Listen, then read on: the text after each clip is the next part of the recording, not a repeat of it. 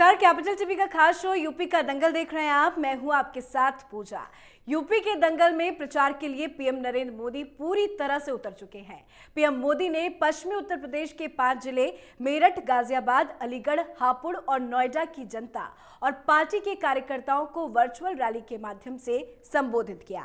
मोदी ने कहा, ये चुनाव हिस्ट्री शीटर्स को बाहर रखने के लिए, नई हिस्ट्री बनाने के लिए है। साथ ही कई बड़ी बड़ी बातें कही। तो आज यूपी के दंगल में पीएम मोदी के संबोधन पर ही चर्चा करेंगे।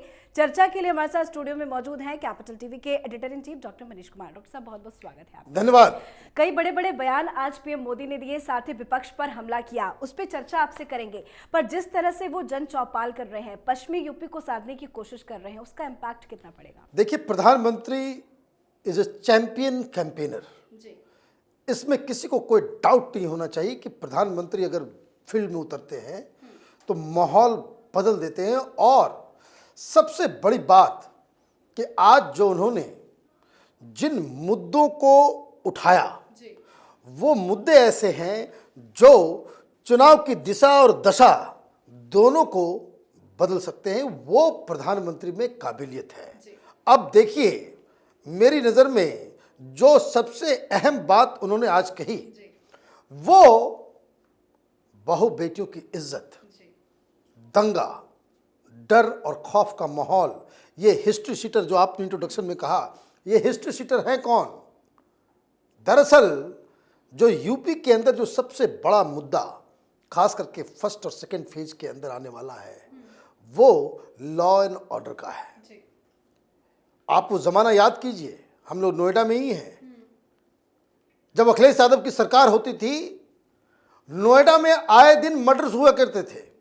गाजियाबाद, मेरठ, हर दिन कुछ न कुछ पूरा अखबार इस तरह के क्राइम की न्यूज से भरा पड़ा रहता था। लेकिन ये जो हिस्ट्री सीटर्स को हिस्ट्री बनाने का जो काम योगी आदित्यनाथ की सरकार ने किया, वो लोगों के जहन में वोटिंग तक जीवित रहे, इसी का प्रयास उन्होंने किया है। और सबसे जो इसमें इम्पॉर्टेंट चीज़, प्रधानमंत्री ने आज खूब डराया है लोगों को। कहा है कि अगर उनकी सरकार आ गई तो फिर लड़कियां बाहर नहीं जा पाएंगी। अगर फिर से उनकी सरकार आ गई तो फिर से दंगे होंगे। तो ये जो चुनाव है, ये सुरक्षा और सम्मान का चुनाव है। और इसलिए उन्होंने लोगों से वोट मांगे।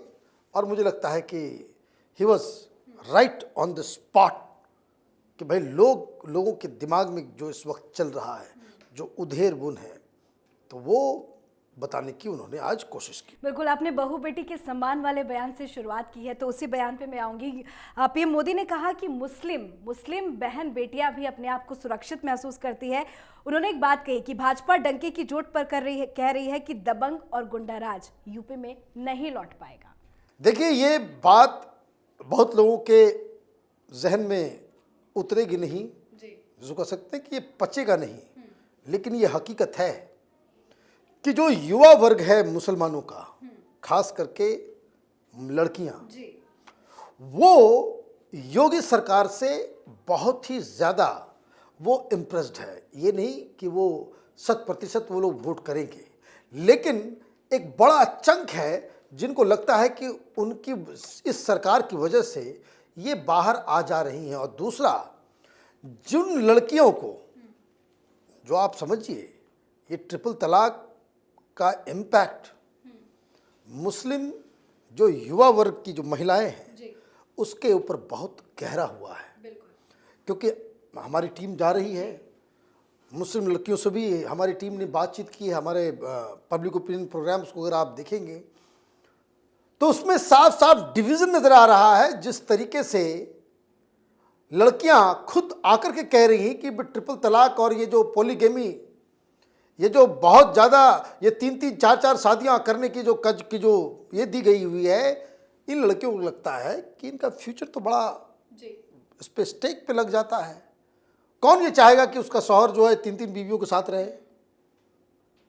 तो ये सारी चीज़ें लोगों के दिमाग में उतर रही हैं। और इसलिए प्रधानमंत्री मोदी ने मुस्लिम लड़कियों से जो अपील की है उससे कई लोगों को मिर्ची जरूर लगी होगी। और ये वाकई मैं बार बार कह रहा हूँ, प्रधानमंत्री इज ए मास्टर कम्युनिकेटर।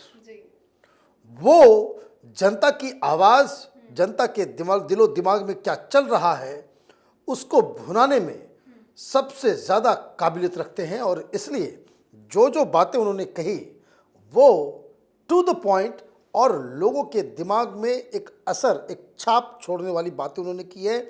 और इसलिए उनको कहा जाता है कि जीती हुई माने हारी हुई बाजी को कैसे चुनाव में जीता जा सकता है, उसके ये बहुत बड़े खिलाड़ी। जी, जैसा कि आपने कहा कि मोदी ने अपने बयानों में डराया धमकाया भी, तो जो वार्निंग दी है उससे जुड़ा एक बयान मेरे पास है, उसको आपसे समझना चाहेंगे। उन्होंने कहा है कि अगर इन्हें मौका मिल गया तो किसानों को मिल रही हजारों करोड़ की मदद ये परिवारवादी नकली समाजवादी बंद करा देंगे। किसानों के बैंक अकाउंट में जो एमएसपी का पैसा मिल रहा है ये नकली समाजवादी उसे रोक देंगे। कोरोना काल में जो मुफ्त राशन मिल रहा है ये नकली समाजवादी आपको भूखा छोड़ देंगे। देखिए, ये किसान और गरीब रूरल वोटर्स को इन्होंने एड्रेस किया।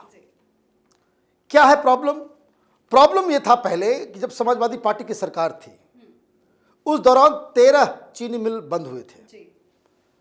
इन्होंने कहा कि हमने तो चीनी मिल बंद एक भी नहीं होने दिया। पेमेंट अभी किस तरीके से आ रहा है? पहले क्या होता था, ये जो चीनी मिल्स थे और ये जो गन्ना किसान थे, इन दोनों के बीच दलालों की एक फौज थी जो इनसे गन्ना लेना, बीच में बिचौलियों का काम करना, उसकी तौलाई, उसकी नपाई, पैसे पेमेंट में हेर फेर और वो पैसे बीच में खा लेना, ये काम होता था। अभी क्या सिस्टम है, गन्ना किसान का पैसा सीधे सीधे वो जा रहा है उसके अकाउंट में। प्रधानमंत्री ने कहा कि अगर आ गई वापस सरकार तो फिर वही दलाल वही फिर से एक्टिव हो जाएंगे। इनका कमाने का जरिया देखिए, बहुत सारे किसान नेताओं को दिक्कत क्या है, उनको मोदी से प्रॉब्लम क्या है, योगी से प्रॉब्लम क्या है कि इनकी जो दलाली है वो खत्म हो गई। अब ये दलाल खत्म हुए हैं तो किसान और गरीब वो दोनों ही प्रसन्न हैं। पहले भी ये स्कीम्स चल रहे थे, तमाम तरह के स्कीम्स हिंदुस्तान में पहले भी चल रहे थे और मोदी सरकार में भी वो कंटिन्यू है। फर्क क्या आया? फर्क बस इतना आया कि पहले मुखिया तो बीडीओ तो अधिकारी, नेता, एमएलए, ये सारे लोग उसमें बीच में अपने अपना हिस्सा जो है लेकर के चट कर जाते थे। अभी क्या स्थिति है? अभी स्थिति ये है कि जो बेनिफिशियरी है उसके अकाउंट में सीधे सीधे पैसा जा रहा है। प्रधानमंत्री ने कहा सरकार बदले नहीं कि वापस वही चीज होगा। और इन्होंने गरीबों को भी बताया कि किस हिसाब से, आप देखिए, जो सबसे बड़ा जो vote bank Bharatiya Janata party ने तैयार किया है, cutting across cast line, cutting across religions line, कि ये जो सारी सुविधाएं जो कोरोना के दौरान दी गई, चाहे वो राशन का हो चाहे वो पैसे का हो, इसमें कहीं भी कोई कोताही नहीं हुई, कहीं पे कोई भ्रष्टाचार नहीं हुआ। आप यकीन मानिए, अगर केंद्र में मोदी की सरकार नहीं होती और इतना बड़ा वेलफेयर स्कीम कोरोना के दौरान अगर चलाया गया होता,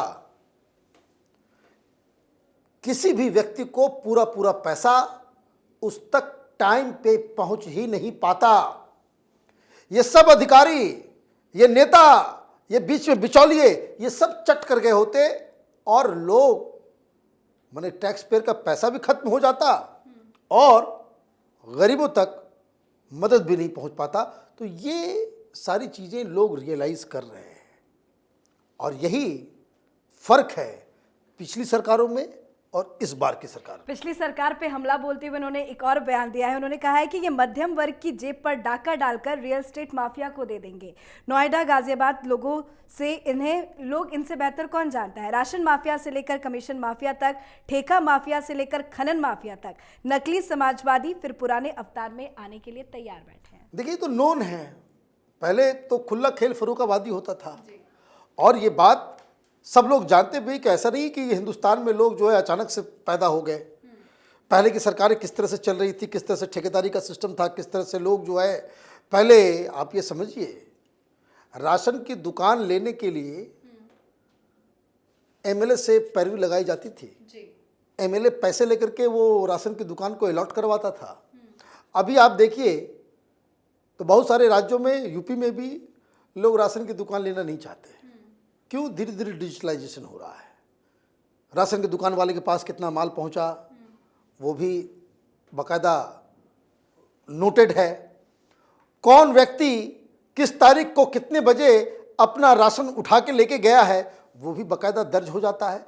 जब आप टेक्नोलॉजी का इस्तेमाल करते हैं गवर्नेंस में, तो ये जो लूप होल्स जो थे, ये जो जहाँ से जो जरिया बनता था भ्रष्टाचार का, एक एक लूप होल्स को बंद करने का काम पिछले 7-8 सालों में हुआ है। ये एक हकीकत है और यही प्रधानमंत्री तो खुद उसका तो वो लेंगे कि भाई अगर आप इस तरह की चीज़ें आप नहीं करोगे, गलत चॉइस आपने कर लिया, तो फिर वो पुराने दिन जो है वो वापस आ जाएंगे। जी बिल्कुल, विकास के कार्यों को लेकर भी उन्होंने बताया कि किस तरह से योगी के राज में एक्सप्रेसवे बने, मेट्रो को लेकर बताया, तो विकास भी उन्होंने गिनवाए हैं, तो उसका भी फायदा पड़ेगा। देखिए विकास का काम तो देखिए, विकास तो हो रहा है और जो भी सरकार आती है वो विकास का काम करती है, ऐसा नहीं है। अखिलेश यादव के ज़माने में भी बहुत सारा काम हुआ, इसमें भी कोई डाउट नहीं है, लेकिन किस तरीके से होता है, उसमें भ्रष्टाचार का एलिमेंट क्या है, कौन कितनी गति से कर पाता है, कि चूंकि अभी सिस्टम थोड़ा सा धीरे धीरे बेहतर होता चला जा रहा है, तो किसी की भी सरकार बनेगी तो अब उसको उसी तरह के सिस्टम को भी पालन करना पड़ेगा। तो ये हर सरकार ये कहती कि हमने काम कराया, हमने काम कराया, लेकिन सरकार जो पिछली बार अखिलेश यादव की भी जो थी उसने भी काम कराया, उसने भी। लेकिन कह रहे हैं कि समाजवादी सरकार सिर्फ परिवारवादी है, सिर्फ वो कागजी कार्रवाई करती थी, उसे इम्प्लीमेंट नहीं किया जाता। देखिए परिवारवाद का आरोप से तो हट नहीं सकते, वो तो एक ऐसा आरोप है जिसमें ना अखिलेश यादव, ना कांग्रेस पार्टी, ना लालू यादव की पार्टी, ये देश भर में जितने जो तमाम, चाहे शिवसेना हो चाहे अकाली दल हो, ये जो पारिवारिक पार्टियां हैं वो इस आरोप से कैसे अपने आप को मुक्त हो सकती हैं। चाहे आरएलडी हो, ये सारे लोग तो वही परिवार पिता के नाम से अपना वो चला रहे हैं। और दिक्कत क्या है कि ऐसी पार्टियों में जो कार्यकर्ता होता है वो जीवन भर वो दरी बिछाने का ही काम करता रह जाएगा। समाजवादी पार्टी में मुलायम सिंह यादव के परिवार से बाहर कोई मुख्यमंत्री बन सकता है, कोई आदमी सोच भी सकता है? बिहार में लालू यादव की पार्टी से, लालू यादव के परिवार के बाहर का कोई शख्स मुख्यमंत्री बन सकता है? ये इम्पॉसिबल है। राहुल गांधी के अलावा कांग्रेस का नेतृत्व किसी के पास आ सकता है? प्रियंका वाड्रा के अलावा कांग्रेस का नेतृत्व किसी के पास आ सकता है? ये इम्पॉसिबल है। तो ये जो परिवारवाद, ये जो पारिवारिक पार्टियां हैं, परिवारवाद ही नहीं, द फैमिली पार्टीज, ये जो है ये आरोप तो इसको तो झेलना ही पड़ेगा, चाहे वो कोई भी पार्टी हो। जो परिवार के द्वारा संचालित पार्टियां हैं उसके ऊपर ये कुठाराघात तो होना ही चाहिए। लेकिन जिस तरह से बयानबाजी हो रही है योगी को लेकर भी लोग सवाल खड़े कर रहे हैं। अब इलेक्शन कमीशन की तरफ से इन लोगों ने शिकायत दर्ज करा दी कि योगी के बोल अच्छे नहीं है। गर्मी निकालने वाले बयान पे विपक्ष बौखला गया है। देखिए ये भाषण तो ऐसा होता ही है इलेक्शन के दौरान, इस तरह की भाषा का इस्तेमाल हिंदुस्तान में कोई नई बात तो नहीं है और अनपार्लियामेंट्री नहीं होना चाहिए। किसी धर्म विशेष या जाति विशेष के ऊपर डायरेक्ट अटैक नहीं होना चाहिए। धर्म के नाम पे आप देखिए, जब आप ये कह रहे हो कि भाई ठंडा कर देंगे, इसमें आपको दिक्कत हो रहा है, भाई उनके लोग तो ये कह रहे हैं भाई हिंदू गर्दी, तो उसको को रोकने का। और मैं आश्चर्यचकित हूँ। अच्छा आपने किया इस टॉपिक उठा लिया। मैं ढूंढ रहा था कि किसी भी टीवी डिबेट में समाजवादी पार्टी का कोई भी प्रवक्ता इस वर्ड के ऊपर माफी मांग ले कि ठीक है गलती हो गई। हिंदू गर्दी, गुंडागर्दी, हिंदू गर्दी से आप जोड़ करके आपका उम्मीदवार खुलेआम भाषण दे रहा है और आप उसको डिफेंड कर रहे हो, तो किस मुंह से आप योगी आदित्यनाथ के खिलाफ जाकर कंप्लेन कर रहे हो? आपने ऐसे लीडर को अंदर रख लिया जो कहता है कि भाई मोदी की हम बोटी बोटी काट देंगे, उसको आप अपनी पार्टी में ले लेते हो, मिलने आता है तो तस्वीर जो है आप ट्वीट करते हो, तो फिर आपको बोलने का ये अधिकार कैसे रहेगा? एक और भाई साहब हैं, वो हाथ पैर काटने की बात कर रहे हैं अभी कैंपेन में। आज सुबह ही एक समाजवादी पार्टी के उम्मीदवार का बयान आया है कि योगी मोदी को जमीन में गाड़ देंगे बनारस से। अब बताइए, जमीन में गाड़ देंगे जी। अब ये उसके खिलाफ तो कोई भाई, अगर आप इलेक्शन कमीशन में जा रहे हो हर चीज के लिए, तो आपको अपने जो तत्व हैं आपके पार्टी के, उन तत्वों को, शांति दूतों को भी तो संभाल के रखना पड़ेगा। तो ये देखिए, इलेक्शन कमीशन में हर बार पहुंच जाना ये अच्छी निशानी नहीं है किसी भी पार्टी के लिए। समस्या ये है कि रैलियां नहीं हो पा रही हैं। जो छोटी छोटी पार्टियां हैं, जिनके पास रिसोर्सेज नहीं हैं, जिन्होंने ये सोचा नहीं था कि चुनाव ऐसा भी हो सकता है जिसमें कैंपेन नहीं होगा, तो कई सारी समस्याओं से ये लोग जूझ रहे हैं। जिनके पास इंफ्रास्ट्रक्चर है, जिनके पास डिजिटल पेनिट्रेशन है, जिनके पास फुल डाटा है, जिनके पास संगठन है। आप देखिए दिक्कत क्या है, माहौल बना करके अब चुनाव लड़ते हो। माहौल कैसे बनाया जाता है? आपने 10,000 लोगों को महीने भर के लिए बुक कर लिया। भाई रैली होती है, सब पैसे जाते हैं, कोई भी पार्टी की हो। ऐसा नहीं कि किसी नेता, खास नेता के लिए जो है सारे लोग भीड़ उमड़ पड़ती है उसको सुनने के लिए। हर पार्टी, चाहे वो बीजेपी हो, कांग्रेस हो, सारे लोग ये पैसा खर्च करते हैं तो रैलियां होती है। जो जितना पैसा खर्च करता है उतनी बड़ी रैली हो जाती है। तो आप करते क्या हो कि माहौल बनाने के लिए कि जब आपके पास इस तरह का व्यवस्था नहीं है, लोग आपके पास नहीं आ पा रहे हैं, तो आप उसको टर्न कर देते हो, भाई हम रोड शो करेंगे। अखिलेश यादव ने रैली नहीं की है, रोड शो चल रहा है। और रोड शो की खासियत क्या होती है कि अगर आपके पास 10,000 आदमी है, आप किसी भी सड़क से कहीं भी गुजरेंगे, वो कैमरे में भीड़ नजर आएगा। अब इतनी बड़ी, भाई घर के बाहर एक बारात गुजरती है तो आप देखिए क्या तमाशा होता है, भीड़ लगती है ना। भाई वो वोट मांगने के लिए नहीं, और बेचारा तो अपनी शादी के लिए घोड़ी पे बैठा हुआ है, लेकिन वो बारात अगर कहीं शहर से जहां से भी गुजरती है, लोग खिड़कियों से, बाहर से, सड़क पे आकर के, अंदर जो जिनके घर जो है वो सड़क पे नहीं है, वो बैंड पार्टी का आवाज सुन करके वो बाहर आ जाते हैं। भीड़ सा लगता है कि बड़ा। तो जो नेता गुजरता है, जो रोड शो करता है, 10,000 लोग उसके साथ साथ चल रहे हैं, 5,000 लोग उसके साथ साथ चल रहे हैं। हिंदुस्तान में सड़क तो कोई पोलो ग्राउंड होता नहीं है, भीड़ वो दिखाई देता है, वो कैमरे में वो फिट हो जाता है। अब दिक्कत क्या होती है कि अब जो साथ में आपके साथ लोग चल रहे हैं, आप उनको लखनऊ से लेकर के आकर चल रहे हैं, तो सबके पास अपनी गाड़ियां हैं, तो 1 किलोमीटर लंबा गाड़ी का भी काफिला हो गया। आगे 10,000 लोग नजर आ गए, पीछे गाड़ियां नजर आ गई, लोग जो सड़कें जो हैं वो खचाखच नजर आती हैं और लगता है कि बड़ा सक्सेसफुल हो गया। तो एक दिक्कत तो वो माहौल बनता है कि भाई देखिए कितने सारे लोग आ रहे हैं, रोड शो में खचाखच भीड़, कुछ भीड़ नहीं होता। अब आप देखिए, आपको मैं एक एग्जांपल दे देता हूं। 2014 का चुनाव याद कीजिए, बनारस, जहां यूपी में केजरीवाल ने रैली की, राहुल गांधी की तरफ से रैली हुई और मोदी की भी रैली हुई। अगर हम विपक्षियों की ही बात मान लें, जो उस समय एनडीटीवी और इस तरह के जो पत्रकार जो एंटी मोदी है, वो कह रहे थे कि भाई केजरीवाल का उस दिन की रिपोर्टिंग अगर आप देख ली, यूट्यूब पे सब वीडियो है। आजकल तो झूठ बोल करके कोई बच सकता नहीं है, वो सारा डिजिटल फुटप्रिंट जो है पता रहता है। तो सारे लोग ये कह रहे थे भाई केजरीवाल का सबसे लंबा। फिर कुछ लोग ये कह रहे थे कि नहीं नहीं नहीं, कांग्रेस पार्टी राहुल गांधी का सबसे लंबा। अजब कहानी है। और मोदी की जो रोड शो था वो सबसे छोटा। रिजल्ट क्या आया बनारस में? रिजल्ट क्या आया? केजरीवाल जमानत जब्त होते होते बचा उनका। तो ये जो चुनाव का जो अभी जो इस वक्त चल रहा है, ये कई सारी पॉलिटिकल पार्टीज के लिए बड़ा मुसीबत बनता चला जा रहा है, क्योंकि वो माहौल वो लोग बना नहीं पा रहे हैं। ये रोड शो के जरिए, रैलीज के जरिए जो माहौल बनता है, और ये 20 to 30% लोग इस तरीके के होते हैं जो चुनाव में वो जो पार्टी जीत रही होती है उसके साथ चले जाते हैं लास्ट मोमेंट में।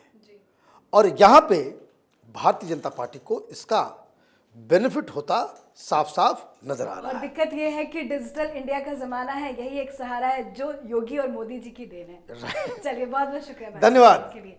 तो यूपी चुनाव के पहले चरण वाले 5 जिलों के वोटर्स के साथ पीएम मोदी ने वर्चुअल संवाद किया। ये यूपी में पीएम मोदी की दूसरी चुनावी जन चौपाल थी। अपने संबोधन में पीएम मोदी ने जमकर पिछली सरकारों पर हमला बोला और बताया कि यूपी के लिए किस तरह से सीएम योगी उपयोगी बनकर काम कर रहे हैं, और समझाया कि जब प्रयास ईमानदार हो तो काम ऐसे ही असरदार होते हैं। आज के इस खास शो यूपी के दंगल में फिलहाल इतना ही। उत्तर प्रदेश से जुड़ी तमाम खबरों के लिए देखते रहिए कैपिटल टीवी का ही channel capital TV Uttar Pradesh. नमस्कार।